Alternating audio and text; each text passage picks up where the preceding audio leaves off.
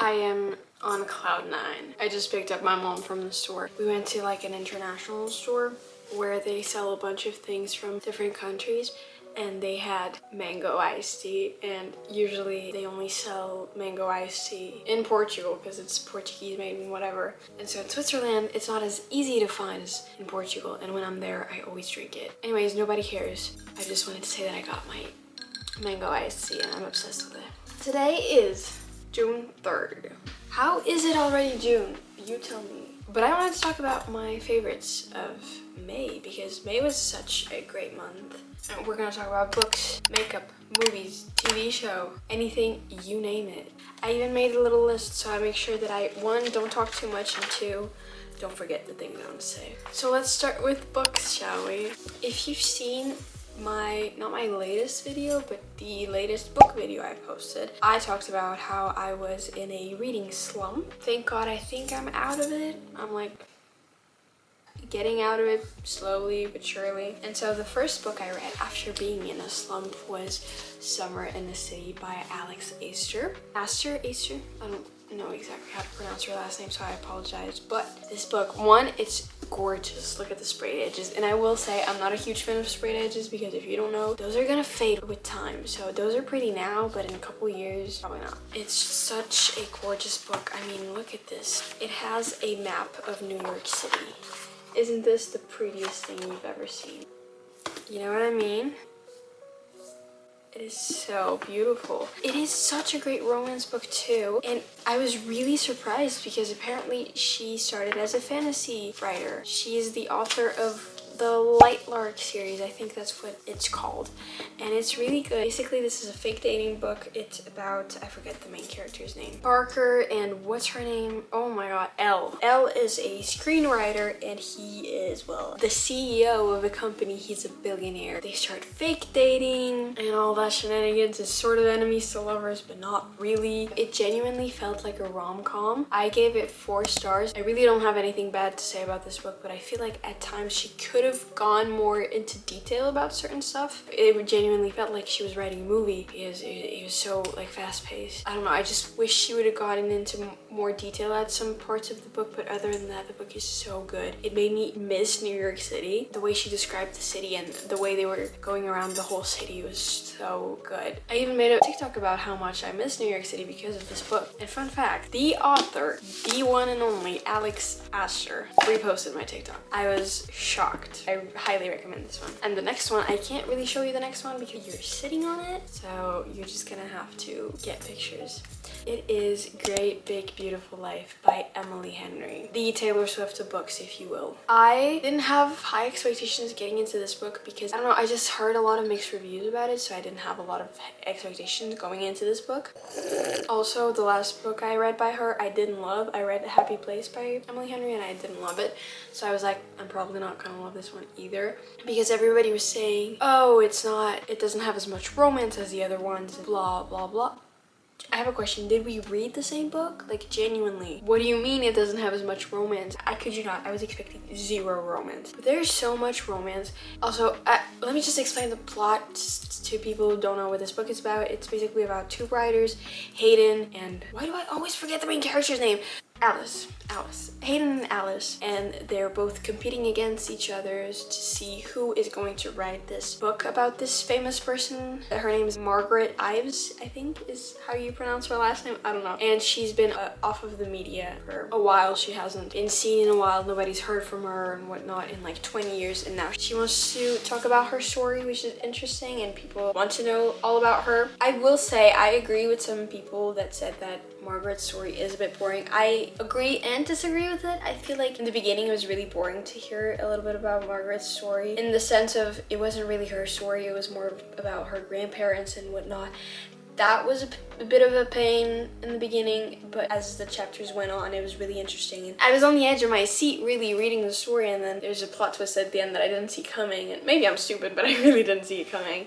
And again, the romance is good. It is really good, just like the other Emily Henry books. Well, I've read 3, but that one's really good. And also, it helps that I kept picturing Hayden Christensen as Hayden So maybe that made my experience better, I don't know. But I gave this book 4 stars. It is that good. I really recommend it. Anyways, moving on to the next category, I think we should talk about shows and movies, because this month I watched a lot of shows, not a lot of movies. Actually, I only watched 1 movie, and that's the movie we're gonna talk about. It is Thunderbolts. Oh my god, I have so much to say about Thunderbolts. Thunderbolts is a Marvel movie, and I had 0 expectations going into the movie because Marvel movies just haven't been hitting as much in the past couple of years. I haven't been as hyped as I used to be, like back in 2020, or even before that. I was so into the Marvel fandom, the MCU fandom, and I feel like as the years have gone by, I haven't been keeping up with the movies and all of that. But for some reason, I knew that I had to see this one in the movie theater. One, because Florence Pugh, that's it. I will literally see anything Florence Pugh does, and her and Sebastian Stan in this movie, they were really, really good. And it genuinely felt like an OG Marvel movie. It was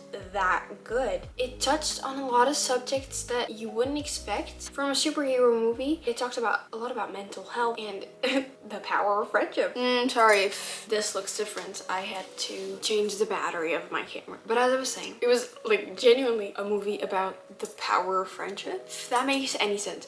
I don't know. It was funny, but also really sad. It felt like an OG Marvel movie. That's all I will say without spoiling it. And moving on to shows, I watched 2 great shows this past month. One that is iconic and I had never seen, and another one that just came out. I watched Jake Shane's podcast with Leah Michelle, and I was intrigued because they were talking about Glee, and I had never seen Glee. So what did I do? I started watching Glee. Let me tell you, I had 0 expectations going into this because I don't know, I just thought it wasn't for me, even though I am such a musical theater freak, as you can tell. So I watched it, and it is really good, and it can be cringy at times, and I feel like some parts of it didn't age well. It was good. I mean, I had a great time watching it. Now, something I will say, I have not finished it yet, but I binged like the first 4 seasons, and then I started season 5, and it is really hard to watch. I don't know, I just feel like it's kind of losing its essence by now. I don't know if I will end it, but I did really like the first 4 seasons, so that's why this is included in this video. The only thing I will say that I did not like about it is the way that they keep doing these like self-deprecating jokes. They're not even jokes, they actually mean it.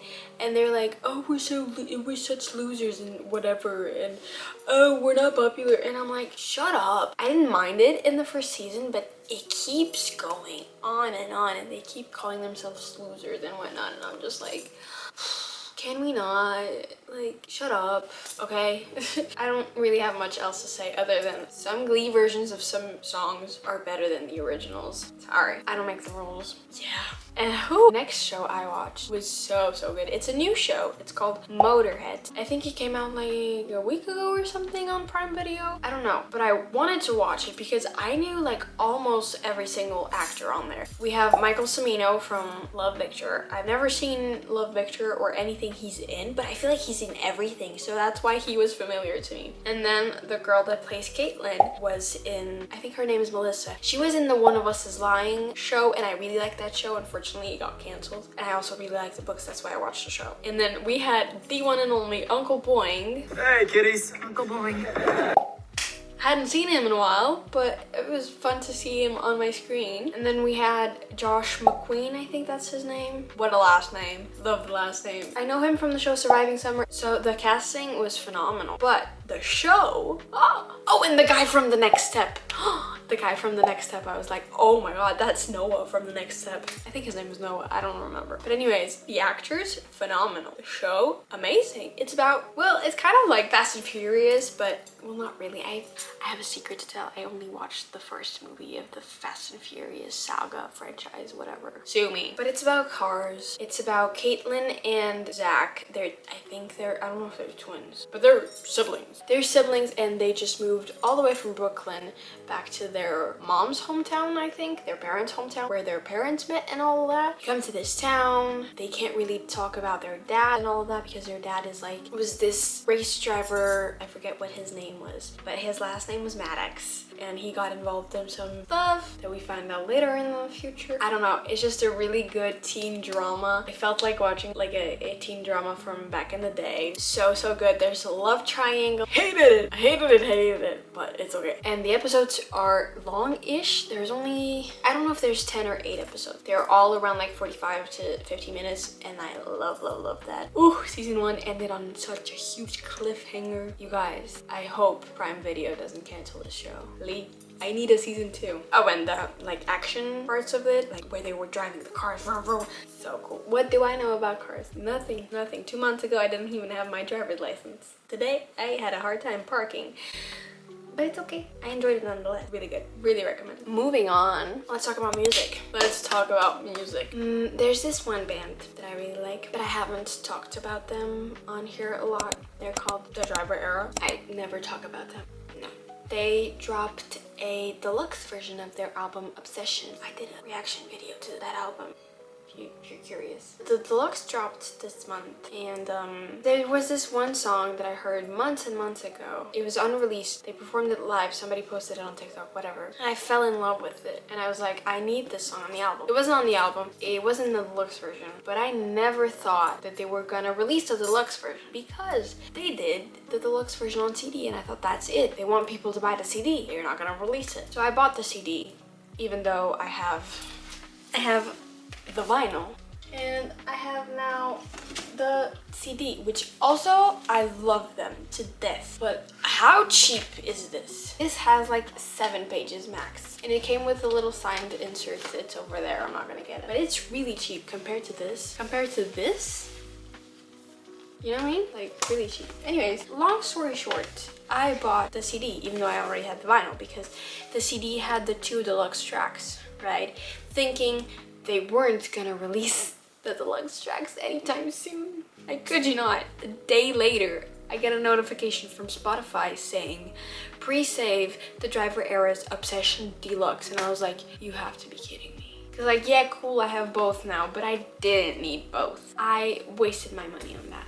Oh well. Anyways, Over Again is a banger. And this might be a long shot, and I might regret it in the future. Over Again is one of their best songs ever. Oh wow, I love that song. This is exactly what they were missing. A slower song. It's so good. The lyrics, so good. Everything, so good. I'm obsessed with it. You guys definitely should go listen to Over Again by The Driver Era. Anyways, and then Miss Renee Rapp defrosted. She's like, no more Snow Angel. And she dropped a banger, Leave Me Alone by Renee Rapp. And then she announced an album that's gonna come out in August. So like in 2 months. I'm so excited, I kid you not. I can't wait. The song is amazing. The album cover looks phenomenal. I tried to film a reaction video to the song coming out, but it wasn't working out with my camera and my computer, and things were just, it wasn't good. So there's that. But I love the song. The song is so good. So good. And I'm so excited to see what she has in store. Anyways, and then as I was saying, I really got into Glee. And as I was saying, some of the Glee versions are better than the original version.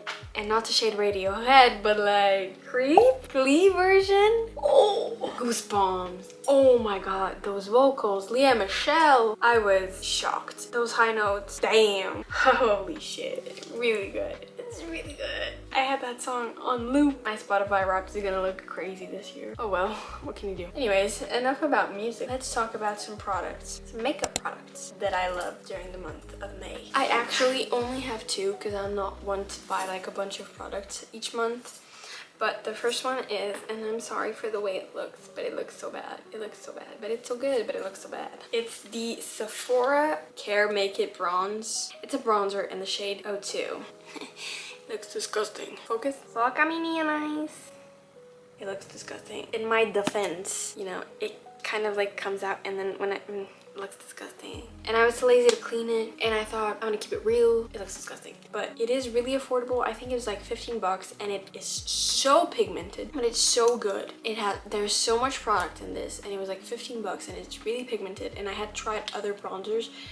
I had tried the Milk bronzers, which are like this tiny. and they're like 35 bucks. And this is a lot bigger and half the price. And it's really good. I really recommend. The next product is the only thing that keeps my eyebrows in place, and it is the Benefit 24-Hour Brow Setter. Baka menina. Whatever. You get the idea. I bought the mini version because unlike this one, this is really expensive. This was like 30 bucks. But it is the only thing that works for my eyebrows because I've tried the Essence one, I've tried the NYX one, I tried the Got2b one. None of it works. It always leaves like white stuff on my eyebrows or whatever. Doesn't hold my eyebrows in place and whatnot. But this works wonders. But it's expensive, but it is amazing. I love it. I just wish it wasn't as expensive, but it is so good. That's it. Those were all my favorites of the month. I hope you guys enjoyed this video because this is not at all what I usually do, but I like watching these on TikTok, so I decided to bring it over to YouTube. Yeah, I hope you enjoyed this. And if you did, leave a like, comment, subscribe, stick around, follow me on my other social media, and I will see you guys soon, hopefully.